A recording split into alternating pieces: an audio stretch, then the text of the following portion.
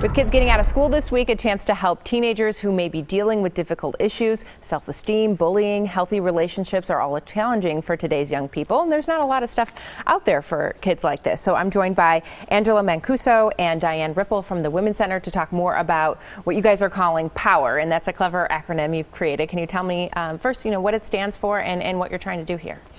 Sure, actually I can speak to that one. Thanks for having us. We're excited to talk about this group. And really, P.O.W.E.R stands for promoting opportunities where everyone rises. And the idea behind that is that too often we hear about teens that are bullying and other teens join in. And we really want to change the dialogue and give teens the skills to support each other, learn how to do that in this group. And I know you guys do a lot of counseling for adults, children, but there's not a lot out there for teens, and this is perfectly coinciding with school getting out. It starts next week.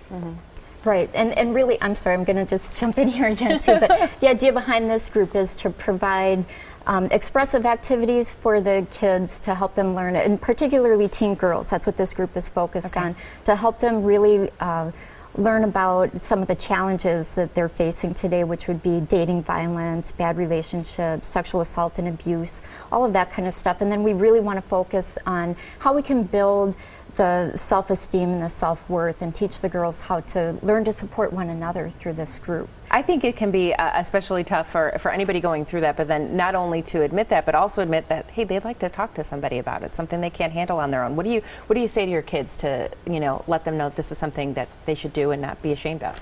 Well, and there's a high percentage of youth that are exposed to so much violence today, whether it is the dating violence or violence in their home, bullying, cyberbullying, and left unaddressed, it can have long-term ramifications on their physical and mental well-being. So we wanted to provide this, safe, non-judgmental, and fun, because there's lots of fun activities, space for them to be able to express themselves and talk through everything that they're going through. So it's really, to be in a support group format with peers, but also then with our experienced advocates and counselors. And it doesn't have to be very intense and personal. We want it to be very comfortable and welcoming for them. Yeah, and you can connect with others while you're there and see that you really aren't alone. There are other people in your same boat. Exactly. Thank you so much for coming in. We appreciate it. Diane and Angela from the Women's Center. The P.O.W.E.R meetings start 1 week from today. As we mentioned, you can find more information on our website. That's TMJ4.com.